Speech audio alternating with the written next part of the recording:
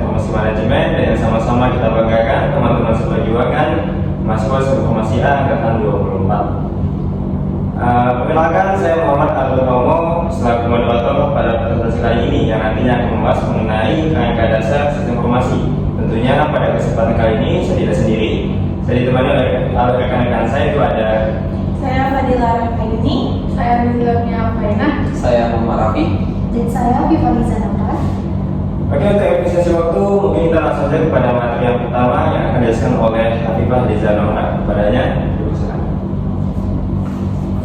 Oke, baik. Jadi di kesempatan kali ini kami akan membahas terkait kerangka dasar sistem informasi. Nah, di mana secara pengertian kerangka dasar sistem informasi ini adalah suatu struktur ataupun komponen utama yang membentuk dan juga mendukung berjalannya sebuah sistem dalam sebuah organisasi. Nah, di mana kerangka dasar sistem informasi ini terdiri dari 5 komponen utama, yaitu yang pertama adalah manajemen challenge. Yang dimana manajemen challenge ini adalah suatu hambatan ataupun isu yang nantinya itu bermunculan di saat kita mengelola suatu sistem informasi. Yang kedua yaitu adalah business application. Nah, di mana business application ini adalah aplikasi sistem informasi dalam bisnis yang nantinya itu dapat berupa operasi, manajemen, dan juga suatu strategi. Kemudian yang ketiga itu adalah development process, yang dimana development process itu adalah tahapan ataupun metode pengembangan suatu sistem informasi. Kemudian yang keempat itu adalah foundation concept, yang dimana foundation concept ini adalah suatu konsep dasar yang membentuk suatu sistem informasi, yang dimana nantinya itu dapat berupa komponen, peran, ataupun teori. Kemudian yang terakhir itu adalah information technology, di mana information technology ini merupakan suatu teknologi yang mendukung adanya sistem, yang nantinya itu information technology ini dapat berupa hardware, software, brainware, data maupun jaringan. Kemudian selanjutnya, yang pertama di sini kami akan membahas terkait sistem My Pertamina, yang dimana untuk komponen utamanya itu adalah manajemen challenge atau tujuan dari manajemen. Yang dimana yang pertama itu adalah menjamin transparansi distribusi BBM bersubsidi agar tepat sasaran. Yang kedua yaitu adalah mencegah penyimpangan subsidi ataupun NIK ganda atau kendaraan fiktif. Kemudian yang ketiga yaitu adalah efisiensi transaksi non tunai di SPBU untuk mempercepat layanan. Kemudian yang keempat itu adalah menghadapi resistensi masyarakat yang belum terbiasa menggunakan aplikasi digital. Nah, jadi pada manajemen challenge ini kita melihat bahwa mungkin komponen utamanya itu adalah bagaimana cara kita untuk memberitahu kepada masyarakat bahwa di zaman sekarang ini juga sangat penting untuk mempelajari aplikasi digital. Kemudian komponen kedua yaitu adalah information technology, yang dimana yaitu yang pertama adalah sistem server nasional yang mampu melayani jutaan pengguna secara bersamaan. Nah, jadi di sini kita mungkin bisa mengatur servernya agar kapanpun dipakai dan berapapun banyak pemakainya, maka server itu akan berjalan sesuai dengan yang kita mau. Jadi tidak ada error ataupun yang lainnya. Kemudian yang kedua itu adalah integrasi ke Dukcapil dan juga Korlantas untuk validasi identitas. Nah, jadi mungkin untuk mendukung adanya identitas bagi si pengguna, kita bisa bekerja sama dengan beberapa pemerintahan agar datanya itu valid dan tidak adanya kecurangan nantinya. Kemudian yang ketiga itu adalah aplikasi mobile baik di Android ataupun iOS dengan pembaruan berkala. Kemudian yang keempat itu adalah sistem payment gateway dengan OVO, Dana ataupun yang lainnya. Kemudian yang kelima itu adalah fitur penunjuk lokasi SPBU secara langsung. Kemudian selanjutnya yaitu adalah development process, di mana untuk komponen development process ini yang pertama itu adalah analisis untuk memastikan penyaluran subsidi tepat kepada yang berhak. Kemudian yang kedua itu adalah uji coba terbatas di beberapa daerah sebelum nasional. Nah, jadi untuk kita menggunakan aplikasi My Pertamina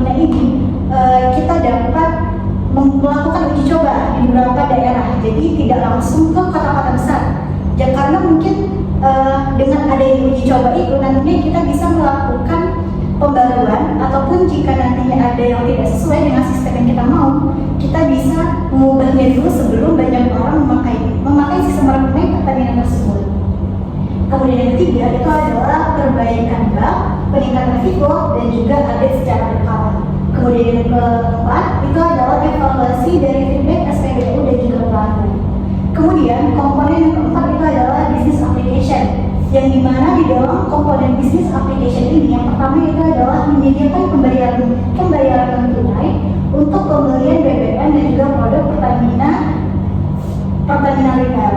Kemudian yang kedua yaitu adalah menawarkan program loyalty dan juga point reward bagi pelanggan pengguna My Pertamina. Kemudian yang ketiga yaitu adalah memungkinkan pelanggan pelacakan riwayat transaksi dan juga konsumsi BBM secara transparan. Nah, jadi di sini kita membuat sistem ini juga agar pelanggan itu dapat melihat transaksi juga yang sudah mereka lakukan. Jadi di sini tidak adanya istilah tidak adil untuk sistem ini. Jadi siapapun bisa melihat transaksi yang sudah dijalankan masing-masing. Kemudian yang keempat itu adalah meningkatkan efisiensi operasional SPBU dengan sistem pembayaran digital terintegrasi. Kemudian yang terakhir itu adalah terhubung dengan platform pembayaran ataupun bank nasional sebagai mitra transaksi resmi. Kemudian komponen yang terakhir itu adalah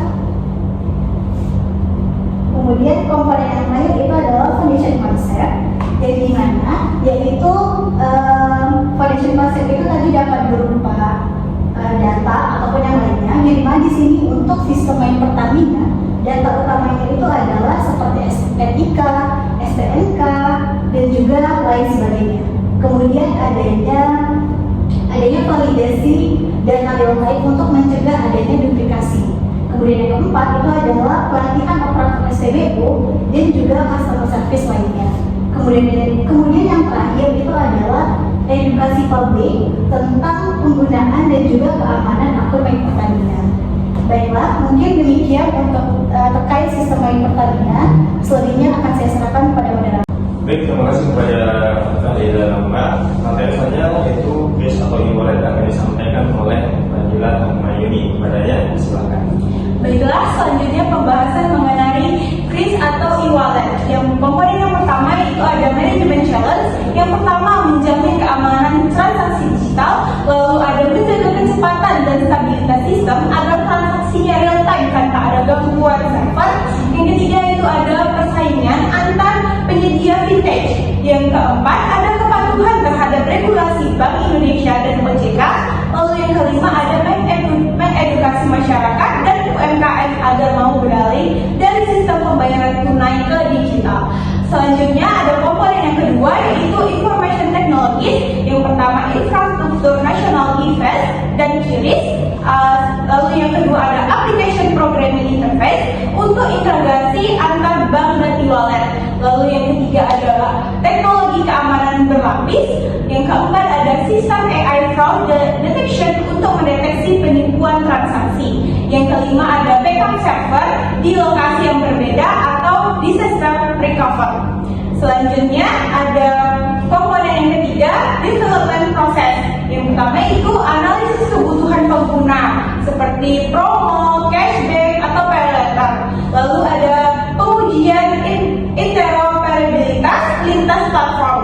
Yang ketiga ada sertifikasi keamanan dan kepatuhan oleh BI dan OJK. Lalu yang keempat ada pengembangan fitur tambahan seperti auto top up, QRIS, dinamik, dan integrasi marketplace. Lalu komponen selanjutnya ada business application. Yang pertama itu transaksi cepat hanya dengan memindai QR code. Lalu ada interoperabilitas nasional lintas platform e-wallet. Lalu yang ketiga ada integrasi menyeluruh dengan sektor bisnis. Dan yang keempat ada fitur refund otomatis jika transaksinya gagal. Lalu komponen yang kelima yaitu foundation concept. Data utamanya yaitu identitas pengguna, data merchant, saldo, dan juga riwayat transaksi. Lalu SDM intinya itu ada ahli keamanan cyber, analisis data, pengembang aplikasi, dan tim kepatuhan regulasi. Lalu edukasi pengguna tentang keamanan transaksi digital. Lalu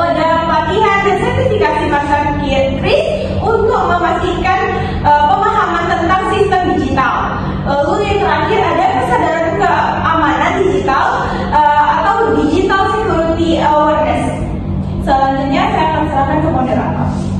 Terima kasih kepada Fadila Muhammadi. Materi saya itu adalah PLN Mobile dan Kontak Center 13 akan disampaikan oleh Islam Ya Alfaina. Kepadanya disilakan. Baiklah, selanjutnya di sini saya akan membahas tentang PLN Mobile dan Kontak Center 13. Nah, komponen yang pertama itu adalah manajemen challenge atau tantangan manajemen. Yang pertama itu menjamin transparansi dan akurasi target listrik dengan tujuan agar tidak ada perbedaan antara meteran dan sistem. Yang kedua itu meningkatkan kecepatan dan respon terhadap pengaduan pelanggan. Yang ketiga itu mengurangi antrian manual di kantor PLN. Yang selanjutnya, yang keempat menangani gangguan listrik dalam waktu singkat. Lalu yang terakhir ada menjaga kepercayaan publik atas layanan PLN digital. Komponen yang kedua itu ada information technology, aplikasi PLN Mobile dan Android untuk cek tagihan, pembelian token, pengajuan, pasang baru dan pelaporan gangguan. Lalu ada sistem CRM dan IVR atau kontak center 13. Selanjutnya ada integrasi payment, gateway, bank dan e-wallet. Lalu ada dashboard teknisi untuk monitoring real time, dan terakhir ada notifikasi otomatis via SMS atau email untuk status gangguan dan tagihan pelanggan. Lalu komponen yang ketiga itu ada development proses. Yang pertama ada analisis kebutuhan pengguna, yaitu mengecek tagihan token dan laporan gangguan dan lain-lain. Lalu uji sistem call center 24/7. Lalu ada uji coba fitur auto restart. Lalu ada evaluasi berkala berdasarkan feedback pelanggan. Yang terakhir ada integrasi database antar cabang PLN. Selanjutnya komponen yang keempat ada business application, yaitu yang pertama mengecek dan bayar listrik tanpa perlu datang ke kantor PLN. Yang kedua, pelaporan gangguan langsung dari aplikasi. Yang ketiga, menyediakan layanan pelanggan cepat dan tanggap. Yang keempat, menjamin keamanan dan privasi data pelanggan. Selanjutnya adalah komponen yang terakhir adalah foundation concept. Pertama itu ada data utama, yaitu ID pelanggan, lokasi gangguan, waktu perbaikan, riwayat pelanggan, dan laporan pengaduan. Selanjutnya ada SDM yaitu teknisi lapangan, call center, dan admin server. Terakhir, yang ketiga ada edukasi pelanggan penggunaan aplikasi digital. Yang terakhir ada kesadaran privasi dan keamanan data konsumen. Sekian pembahasan dari saya. Selanjutnya saya kembalikan ke moderator. Baik, terima kasih kepada Nizla. Selanjutnya adalah online dan sistem yang akan saya sampaikan.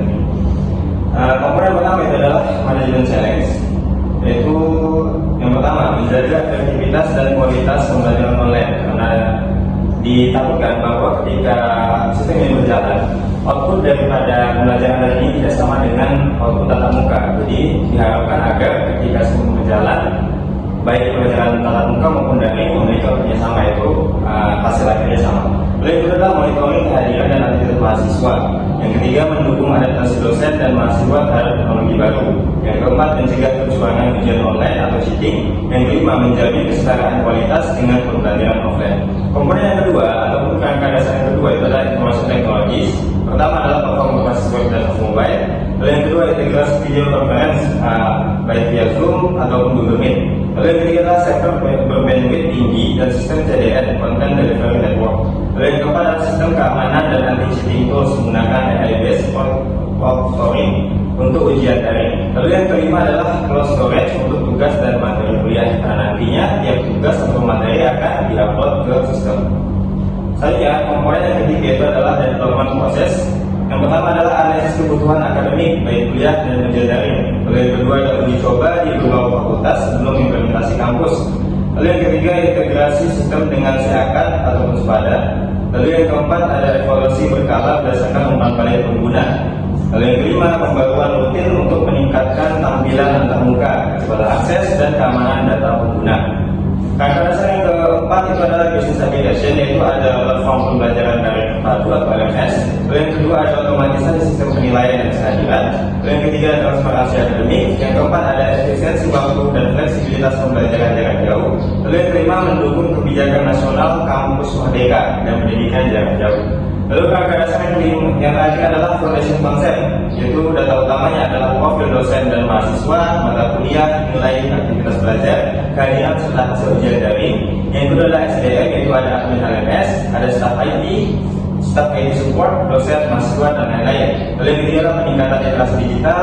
Yang keempat, etika akademik dan integritas digital. Lalu yang terakhir adalah kesadaran belajar mandiri dan tanggung jawab akademik.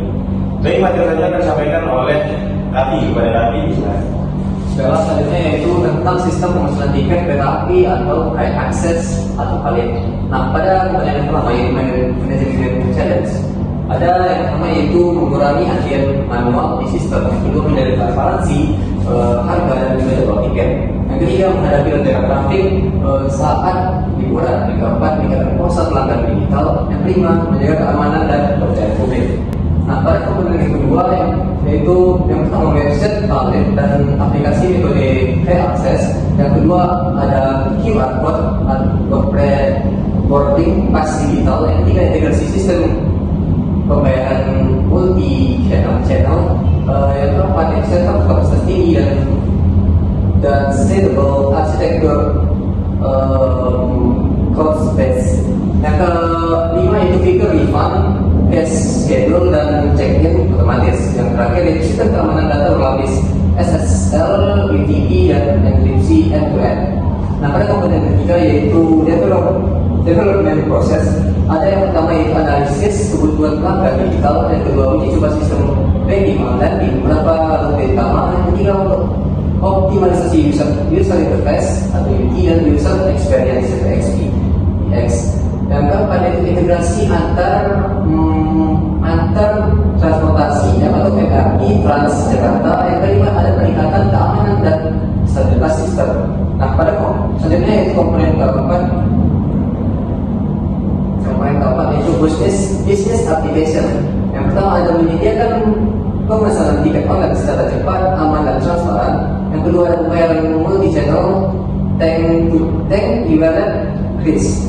Yang ketiga ada voting digital tanpa kertas. Yang keempat notifikasi perjalanan dan perubahan jadwal real-time. Yang kelima ada integrasi sistem loyalty pelanggan atau pay loyalty program atau Rare Point. Yang terakhir itu mendukung transformasi digital BUMN transportasi. Nah, pada komponen terakhir itu foundation concept, ada yang pertama itu data utama profil penumpang,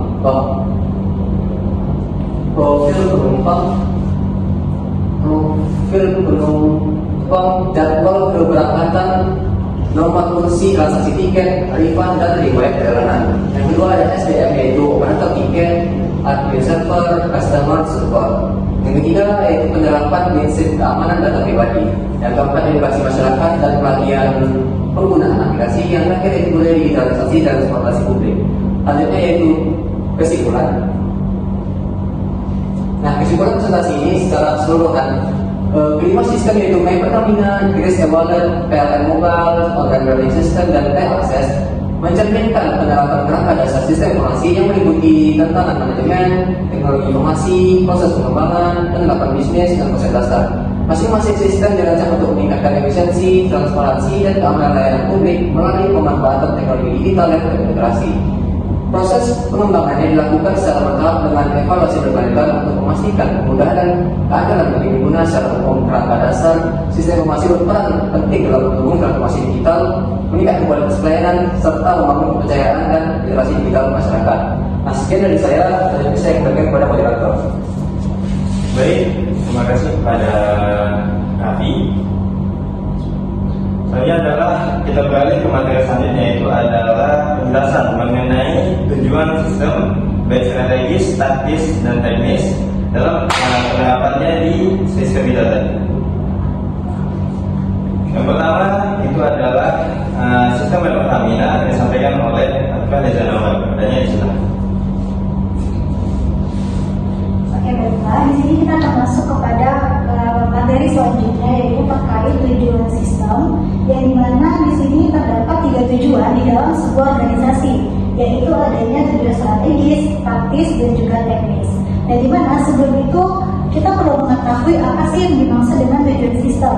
Ya, jadi tujuan sistem itu adalah hasil akhir yang ingin dicapai oleh sistem informasi manajemen agar dapat mendukung pencapaian tujuan organisasi secara keseluruhan. Dan yang dimana tujuan yang dimaksud ini yaitu terutama dalam hal pengambilan keputusan, efisiensi kerja, dan juga efektivitas manajemen. Nah, sedangkan tujuan strategis ini adalah tujuan yang ingin dicapai oleh suatu organisasi secara jangka yang lebih panjang. Kemudian untuk tujuan taktis itu adalah tujuan kecil atau sub tujuan lainnya yang nantinya untuk mendukung adanya tujuan dari strategis. Yang dimana di sini tujuan taktis itu ditandai dengan adanya penggunaan kata kerja. Kemudian yang ketiga itu adalah tujuan teknis yang dimana merupakan adanya hasil ataupun output yang ada di lapangan atau di suatu organisasi tersebut. Baiklah, untuk yang pertama itu adalah sistem baik pertamina, di mana untuk tujuan strategisnya yaitu adalah mewujudkan penyaluran BBM subsidi yang tepat sasaran secara nasional. Kemudian untuk tujuan taktis dari poin pertama itu adalah mengintegrasikan data pengguna, kendaraan, dan subsidi ke dalam satu platform digital. Sedangkan untuk tujuan teknisnya itu adalah tersedianya fitur QR kode untuk pembayaran BBM secara digital. Kemudian untuk poin yang kedua yaitu adalah secara strategis, yaitu adalah mendorong transformasi digital sektor energi agar lebih transparan dan juga efisien. Kemudian untuk tujuan taktisnya itu adalah meningkatkan keakuratan data melalui verifikasi etika dan juga nomor polisi kendaraan. Sedangkan tujuan teknisnya itu adalah munculnya laporan transaksi real time per pengguna dan juga SPBU. Kemudian poin terakhir yaitu dalam tujuan strategisnya itu adalah membangun sistem data terpusat untuk pengawasan distribusi energi yang ada di Indonesia. Sedangkan untuk tujuan taktisnya itu adalah mengembangkan infrastruktur sektor dan juga sistem keamanan transaksi digital. Dan yang terakhir, untuk tujuan teknisnya itu adalah terbentuknya database terpusat pengguna BBM subsidi yang lebih aman. Baiklah, selanjutnya akan saya serahkan kepada moderator. Baik, terima kasih kepada Profesor Pak. Selanjutnya adalah sistem pembayaran digital atau Kris Wallet Mobile Banking yang disampaikan oleh Fadilah Humayuni. Kepadanya disilakan. Baiklah, selanjutnya ada sistem pembayaran digital atau Kris Wallet ataupun Mobile Banking. Nah, pada poin pertama yaitu tujuan strategisnya mewujudkan cashless society atau inklusi keuangan nasional. Lalu ada tujuan taktisnya yaitu menstandarkan metode pembayaran melalui sistem Kris. Lalu tujuan teknisnya tersedianya fitur scan and pay di berbagai aplikasi pembayaran. Lalu pada poin kedua yaitu tujuan strategisnya meningkatkan efisiensi transaksi keuangan lintas platform dan sektor. Lalu ada tujuan taktisnya yaitu menghubungkan berbagai bank dan e-wallet agar saling terintegrasi. Lalu ada tujuan teknisnya itu dihasilkannya bukti transaksi digital dan laporan keuangan otomatis. Lalu poin ketiga, tujuan strategisnya yaitu mendukung ekonomi digital sesuai kebijakan Bank Indonesia dan juga OJK. Lalu tujuan taktisnya yaitu memperkuat sistem keamanan dan enkripsi data transaksi pengguna. Lalu yang terakhir tujuan teknisnya yaitu terbangnya sistem real time settlement antar penyedia jasa keuangan. Sekian dari materi dari saya. Baik, terima kasih kepada Fadilah Humayuni. Selanjutnya itu adalah sistem pengelolaan PLN yang disampaikan oleh Islam di Afrina. Kepadanya disilakan. Baiklah, selanjutnya yang ketiga ada tujuan sistem dari sistem pengaduan PLN atau PLN Mobile dan Kontak Center 123. Di poin pertama, untuk tujuan strategisnya yaitu pertama meningkatkan kualitas layanan publik dan kepuasan pelanggan PLN. Untuk tujuan taktis itu mengintegrasikan panel pengaduan dari aplikasi, telepon, dan media sosial. Untuk tujuan teknisnya yaitu tersedianya fitur pelaporan gangguan dan pelacakan status pengaduan. Poin kedua, untuk tujuan strategisnya yaitu mewujudkan digitalisasi pelayanan energi yang cepat, efisien, dan transparan. Untuk tujuan taktisnya yaitu membentuk sistem tiket pelaporan gangguan berbasis digital. Untuk tujuan teknisnya yaitu dihasilkannya laporan penyelesaian pengaduan otomatis di dashboard internal PLN. Dan untuk poin terakhir, tujuan strategisnya yaitu membangun kepercayaan publik terhadap layanan PLN. Untuk tujuan taktisnya yaitu melatih petugas dan teknisi agar mampu merespon cepat setiap pengaduan. Untuk tujuan teknisnya yaitu terbentuknya sistem monitoring waktu, tanggapan, dan menyelesaikan keluhan. Sekian dari saya kembalikan ke moderator. Posisi pada Najla, selanjutnya itu adalah yang keempat adalah online learning system ataupun LMS dan e-learning. Tujuan strategis di poin pertama adalah mendorong transformasi pendidikan digital di lingkungan sekolah dan perguruan tinggi. Nah, tujuan taktisnya adalah mengatur sistem penilaian materi dan aktivitas belajar daring. Lalu tujuan teknis adalah tersedianya fitur upload materi, ujian online, dan forum diskusi. Di poin yang kedua, tujuan strategisnya adalah meningkatkan akses pendidikan tanpa batas ruang dan waktu. Tujuan taktisnya adalah melatih pendidik agar mampu menggunakan teknologi pembelajaran digital. Lalu tujuan teknisnya adalah dihasilkannya rekap nilai dan kehadiran digital otomatis. Di poin yang ketiga, tujuan strategisnya adalah mewujudkan efisiensi pembelajaran modern yang adaptif terhadap teknologi. Tujuan taktisnya adalah meningkatkan efektivitas penilaian dan pelaporan hasil belajar. Lalu tujuan teknisnya adalah terbentuknya data kemajuan belajar peserta secara real time. Lanjut di poin yang kelima akan disampaikan oleh Kavi. Kepadanya silakan. Oke, selanjutnya yang kelima yaitu sistem pemesanan tiket kereta api atau akses KRI. Nah, pada poin yang pertama kita strategis yang meningkatkan efisiensi layanan transportasi publik melalui digitalisasi. Selanjutnya yaitu tujuan taktis mengintegrasikan sistem jadwal pembayaran dan onboarding ke dalam satu aplikasi. Nah, selanjutnya yaitu tujuan teknisnya menyediakan fitur pencarian jadwal, pemesanan, dan pembayaran online. Nah, pada poin yang kedua, tujuan strategisnya yaitu membangun kepercayaan pelanggan lewat sistem yang cepat dan juga transparan. Lalu tujuan taktisnya mengembangkan sistem manajemen data penumpang dan bersih real-time. Nah, selanjutnya itu tujuan teknisnya menghasilkan etiket dan barcode boarding pass digital. Nah, pada poin yang ketiga, tujuan strategisnya yaitu mengurangi antrian manual dan ketergantungan pada tiket fisik. Nah, satunya itu tujuan taktisnya menjalankan promosi tiket dan layanan pelanggan secara digital. Lalu selanjutnya yaitu tujuan teknis untuk membentuk database penumpang dan transaksi yang otomatis terupdate. Nah, sekian dari saya kemudian kepada moderator. Baik, terima kasih kepada Raffi. Mungkin saja dapat kami sampaikan terhadap presentasi kali ini. Terima kasih atas segala perhatian. Mohon maaf atas segala kekurangan. Kami tutup. Wassalamualaikum warahmatullahi wabarakatuh.